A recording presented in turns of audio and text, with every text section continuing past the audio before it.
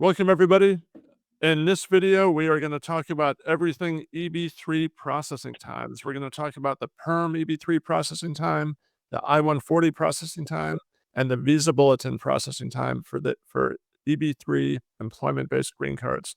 I'm here with my good friend and colleague, David Yurkofsky, immigration attorney, world-renowned immigration attorney, David Yurkofsky. David, Thank how are you? thank you, John. I'm fine, especially with that introduction. John, speaking of PERMs, how long is it taking these days to get the prevailing wage, and how long is it taking these days once you file the PERM to get it processed? I understand it's getting a little bit faster, and you've been meeting with very important officials in Washington D.C. and even trying to get them to put together a premium processing front of the line program. Yeah, it's the short answer is it's taking too long, and so that's why we are investing in this process. Prevailing wage is about 5 months, according to the budget committee that gives the DOL money. They say it should be no longer than 30 days, and they ask them to stick by it. PERM is taking about 15 months right now, still way, way, way too long. According to the DOL themselves, it should not be more than 30 to 60 days.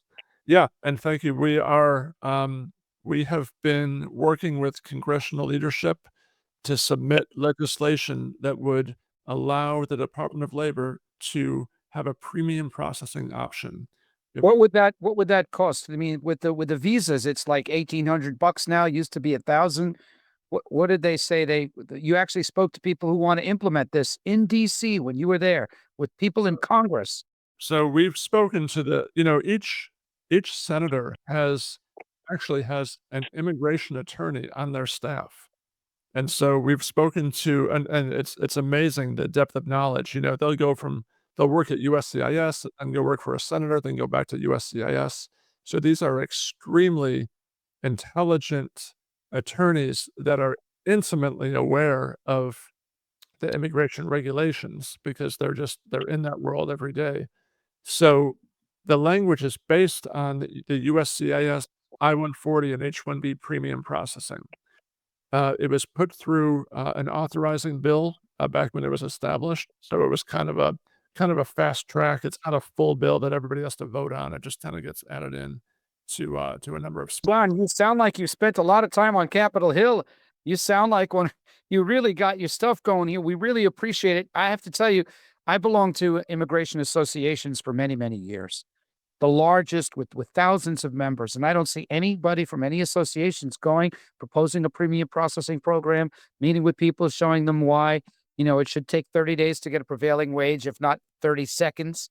Uh, and and you're doing it solo. And you're doing it solo on behalf of your clients, both your employers and people who are basically in various countries around the world whose dream is to come to the United States with the EB-5 with the EB-3 visa and have with a 1 year commitment to work with an existing employer that's ready, willing, and able to support their application and hire them to work and join in all kinds of industries. Yeah. And that's a fantastic thing for U.S. employers and for people who want to live and work in the United States. But it does take time, and it's not a question of if; it's a question of when. And right now, we are in a kind of a situation, folks, where I hate traffic. Okay, I'd rather ride my bicycle than be in traffic. I used to pull over and throw my frisbee until the traffic jam ended. I always hated traffic. I like to do things quickly. That's why I always like the O1 visa and some of these other things that were fast, extraordinary ability. EB3 used to be faster, but the visa bulletin's coming out, and they're going to reset the numbers, which they do every fiscal year is October 1st. Last year, when the visa bulletin came out in mid-September, how much did the numbers advance? It went from 5 months, from January 2021 to May 2021, from September to October. So that's almost a half a year. So that's pretty significant for people who, let's say, were backlogged 6 months or a year or 2 years. There's light at the end of the tunnel. There is light at the end of the tunnel. And how much do you think it might advance this time? We don't know, but we can only hope that it'll advance 5 months. Isn't it a fact that sometimes in recent history, in the past several years, it's advanced so much that it literally advanced a few years, and instead of having a number when you can file, it turned to the letter C, which means current. You can file now. It's true. EB3, other worker, has been current in the past and the not so distant past, and so, anything is possible, but it's, with the labor shortage in the US, it's a supply and demand issue. Those numbers, that 10,000 number was established in 1990, 35 years ago, when the world was a much different place. So this is a lot more people in this world. There were 500 million people in China and India. Now there are a billion. There were 150 million in America. Now there's 300 million. So the percentage of immigration has actually gone down. If you go by the numbers, it's gone down by a lot. That's right, yeah. I mean, look how much the economy has expanded. 1990, that was pre-internet, that was pre everything that we know today, and so, yeah, the economy has expanded, there are more businesses, and there's just more demand for. Right. The Dow Jones hadn't even reached 10,000 and now it's what, 25, 30,000, whatever. Yep, yep, absolutely. So, yeah, so, we'll keep, just like you, as hard as you work for your clients, we're gonna keep fighting to, with our fight in Washington to get everything faster. It's in our interest to do this faster. The faster we can do this, the more people we can help, and we make a living helping people get their visas and their green cards.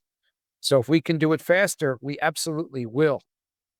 Absolutely. When John is breaking down doors, he's back and forth to Washington, D.C., folks, trying to improve the speed, employers and immigrants alike. And we really appreciate that because, like I said, I don't know of any organizations that are doing as much as John is doing solo with EB3.Work to improve. And you already have succeeded. I mean, don't you have legislation that is trying to get Bill we could attach it to and get it in, and we're getting, bipartisan support, which is required.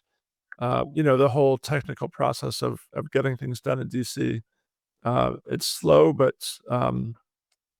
we're not gonna stop until we. get in there that could actually uh, get that premium processing program going with U.S. Department of Labor's, which could make perms instead of taking 15 months, they could take 30 days or 60 days if they pay like $200 or $300 extra. Is that right? Am I speaking correctly? Yeah, we have the language drafted, we're just looking to see which get what we want. And what about and what about this Dignity Act? The Dignity Act is super important. I mean, Maria is our congresswoman from Miami. I'm actually going to a fundraiser at the end of October, in DC. Hopefully, I'll get some good pictures with her. I am a huge fan. She's my hero. Nobody else has had the guts to put together a practical solution to the problems and the delays and the backlogs, and she has Right. done. And it's not comprehensive for like every quote person who is not properly in the country, but it's a huge step. It's and yet the immigration advocacy groups, they seem to want the whole cake in one shot or they don't want to support it. And sometimes things take steps and you can't walk until you take a step. And this is a huge step in the right direction, this Dignity Act. A huge step. Yep. And listen, we have to be patient. It was written beautifully. She is on the State Department committee, and so her knowledge of how the visa bulletin works and what to do to speed things up without pissing people off and ruffling feathers was actually brilliant. I thought it was really well written. And Does does she have support from certain people sitting in the Oval Office under the golden, frame paintings? it's hard to say. President? It's hard to say. Stephen Miller is in that same room, and so that's challenging.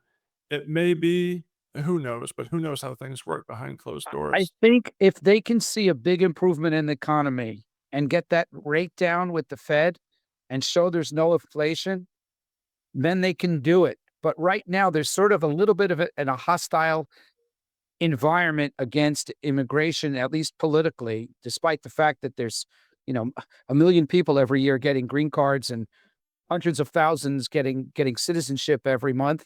Uh, the on television perception is kind of hostile, and hopefully, if the economy takes off and they can say, "Hey, we're doing really well," now There's a reason why there were 350 guys from Korea working at that Honda plant. There just weren't Americans who were trained how to do that work. And so they came over on ESTAs or B1 visas to help train U.S. workers.